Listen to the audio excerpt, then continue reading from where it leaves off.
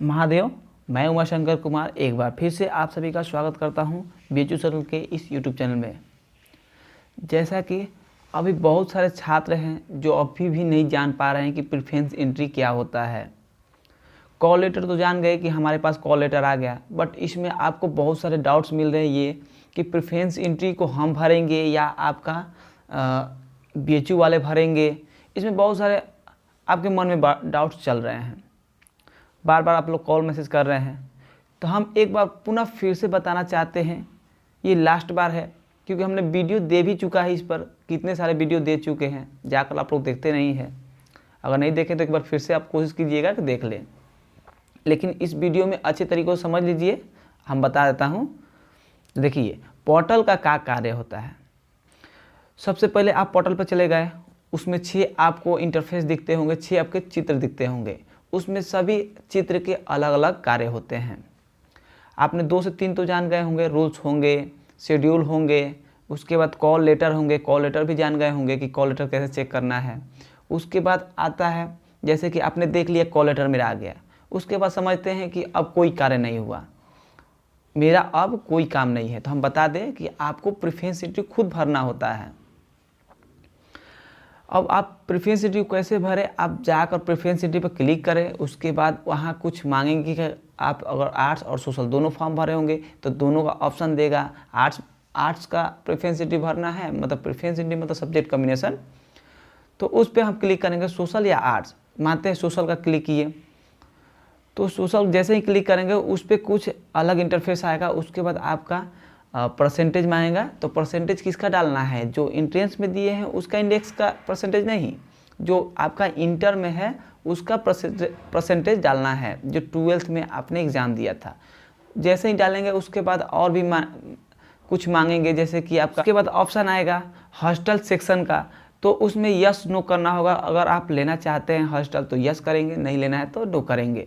उसके बाद subject combination नीचे दिखेंगे बहुत सारे। अब उसमें चूज करना है कि हमको कौन सा प्रेफरेंस चाहिए, कौन सा सबसे पहले सब्जेक्ट लेना चाहते हैं, कि इसमें आप इंटरेस्टेड है तो उसको आप चूज करेंगे। चूज करके उसके बाद आपको लैंग्वेज भी चूज करने होंगे। अगर सोशल आप कर रहे हैं तो लैंग्वेज के साथ आपको एक एक्स्ट्रा सब्जेक्ट मिलता है जिसको हम एंसिलरी सब्जेक्ट कहते हैं। उसमें आपको चूज करना होगा, प्रेफरेंस देना होगा कि पहले कौन सा हम एक्स्ट्रा सब्जेक्ट लेना चाहते हैं। तो हो गया। उसके बाद आप सेव कर लेंगे। सेव करने के बाद आपका काम फिनिश। उसके बाद ये भी एक कंडीशन आता है कि आप ऑनलाइन काउंसलिंग कराना चाहते हैं या ऑफलाइन। तो आप जैसे ही प्रेफरेंस एंट्री को भरेंगे तो उसमें ऑप्शन देता है कि आप ऑनलाइन करेंगे या ऑफलाइन। उसमें आप चूज कर लेंगे, ऑनलाइन करना है तो ऑनलाइन चूज करेंगे, ऑफलाइन करना है तो ऑफलाइन। अगर आप ऑनलाइन चूज करेंगे तो आपको काउंसलिंग करा लेना होगा ऑनलाइन, मतलब कि आपको कुछ डॉक्यूमेंट जमा करने होते हैं। उसमें सब देगा ऑप्शन, तो वहाँ पे सब लिखेगा अपलोड।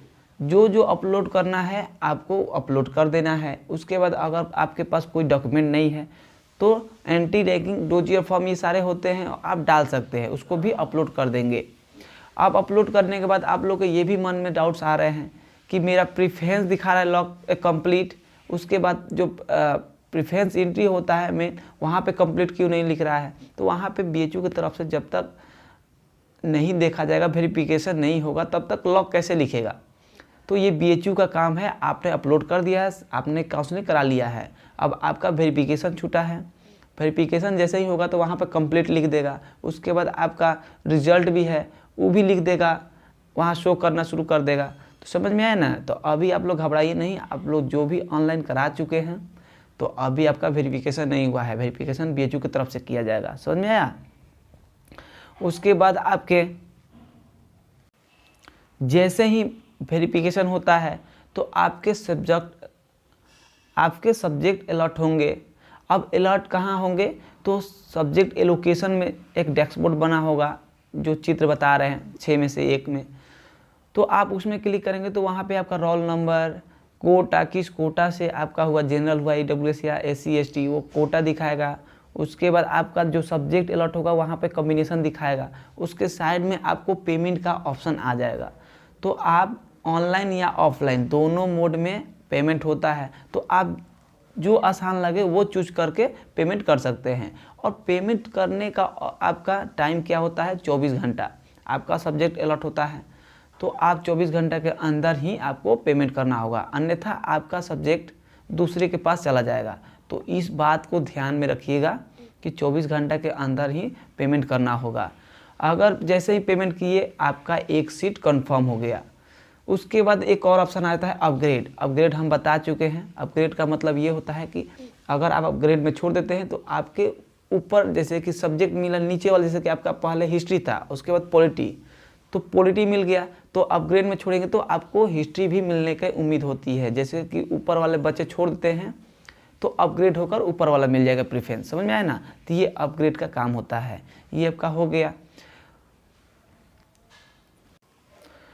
उसके बाद एक और काम बच जाता है। काम ये होता है कि आप लॉक भी करा दिए, सब्जेक्ट अलॉट हो गया, पेमेंट कर दिए, उसके बाद लॉक करा लिए, उसके बाद एक एडमिट कार्ड बगल में शो करने लगता है।